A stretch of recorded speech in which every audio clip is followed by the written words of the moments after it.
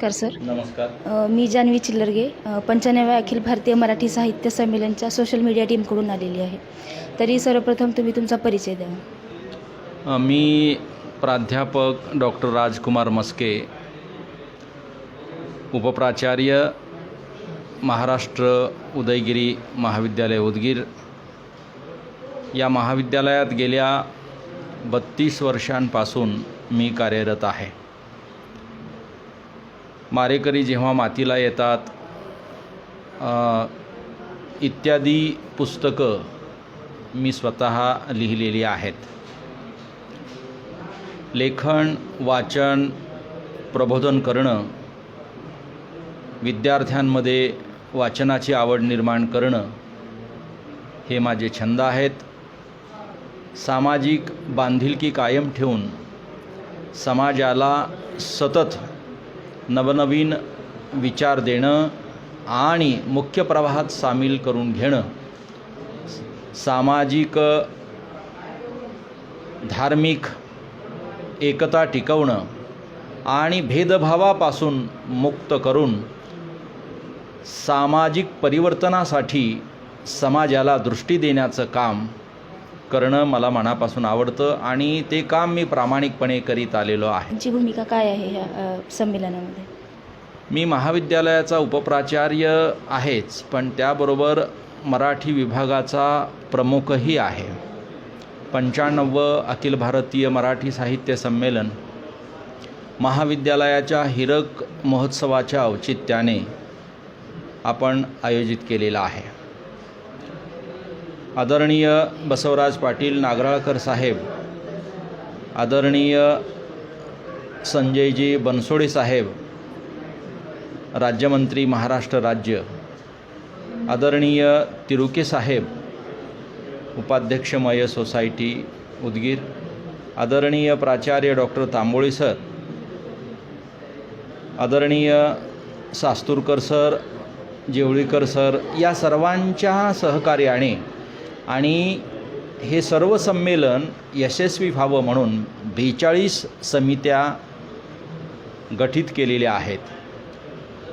आदरणीय सर्व संस्थाचालक, समित्यांचे समन्वयक, अखिल भारतीय साहित्य महामंडळाचे सर्व पदाधिकारी, या सर्वांमध्ये समन्वय ठेवणं, विविध कामं कुठपर्यंत आलेली आहेत, त्या कामाचं नियोजन कसं आहे, उणिवा काय आहेत आणि प्रत्येकांपर्यंत या सर्व विषयाच्या संदर्भात, समित्यांच्या संदर्भात चर्चा करून काम पूर्णत्वाला घेऊन जाण्याचा मी प्रयत्न करीत आहे. भाषेविषयी तुमचं मत काय? मराठी भाषा ही हृदयाची भाषा आहे. मराठी भाषा ही आपल्याला जीवन जगायला, मराठीच म्हणून नाही, प्रत्येकाची मातृभाषा, प्रत्येकाची भाषा माणसं जोडायला, माणसाच्या गरजा पूर्ण करायला मदत करते. मराठी भाषेविषयी बोलायचं झालं तर ही भाषा अत्यंत समृद्ध आहे, अत्यंत श्रीमंत आहे.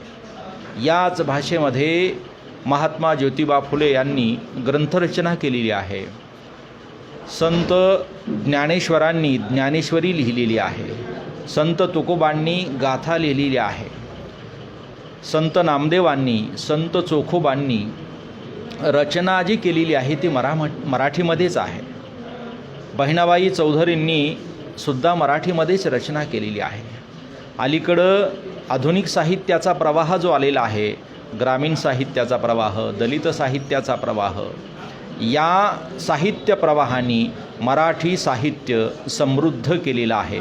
ग्रामीण भागातल्या वाडी तांड्यावर जन्मलेल्या या सर्व नव्या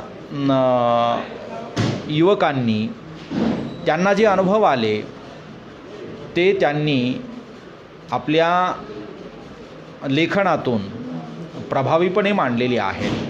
ज्यांना आत्मभान आलं, ज्यांना जागृती आली आणि आपलं हे जीवन या साहित्यामध्ये दिसत नाही असं जेव्हा त्यांना वाटलं, तेव्हा त्यांनी पाचोळा ही कादंबरी लिहिली.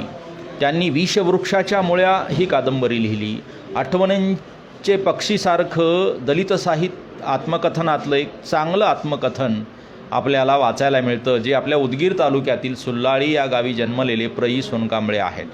म्हणून आठवणींचे पक्षी असो, विषवृक्षाच्या मुळ्या असो, पाचोळा असो, या सर्व साहित्यकृती आधुनिक काळातील साहित्यकृती आहेत आणि खेड्यापाड्यातील नवजागृत साहित्यिकांना भान आल्यानंतर आपल्या जाणीवा, आपले अनुभव, आपल्या वेदना आपल्या पुस्तकातून त्यांनी अत्यंत जिवंतपणे मांडलेल्या आहेत. धन्यवाद सर. सर, साहित्य संमेलन भरवण्याचा हेतू, यामागचा उद्देश काय आहे? हां, छान प्रश्न विचारलात. हा प्रश्न विचारल्याबद्दल तुमचं मी गुरुजी म्हणून अभिनंदन करतो. भाषा, संस्कृती, साहित्य याचा प्रसारणी प्रचार करणे, वाङ्मय, कला, ज्ञानाची चर्चा आणि चिकित्सा करणे, नवोदित प्रतिभावंतांना लिहिण्यासाठी प्रेरणा देणे आणि आपल्या मूलभूत गरजा भागविणाऱ्या मायबोलीचा उत्सव साजरा करणे, अशा विविध हेतूने साहित्य संमेलनाचं आयोजन केलं जातं. विशेष म्हणजे आपण जी भाषा बोलतो, जी आपली मातृभाषा असते, त्या मातृभाषेचा हा उत्सव असतो.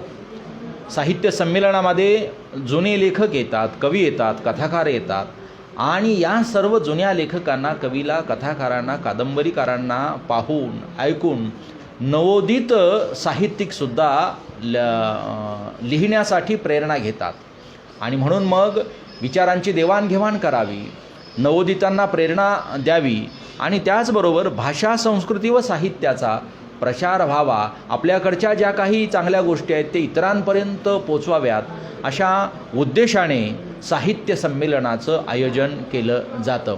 विविध भाषा बोलणारे लोक, मराठी भाषा बोलणारे तर लोक येतातच, पण हिंदी भाषा बोलणारे लोक, इंग्रजी भाषा बोलणारे लोकसुद्धा या साहित्याच्या उत्सवामध्ये सहभागी होत असतात आणि म्हणून एकमेकांच्या संस्कृतीचं, एकमेकांच्या विचाराचं, एकमेकांमध्ये असलेल्या भावभावनांचं आदानप्रदान करावं, देवाणघेवाण करावी आणि एकूणच वर्तमान परिस्थितीची चिकित्सा करावी, या दृष्टीनं सुद्धा हे साहित्य संमेलन आयोजित केलं जातं. ठीक आहे सर, धन्यवाद सर.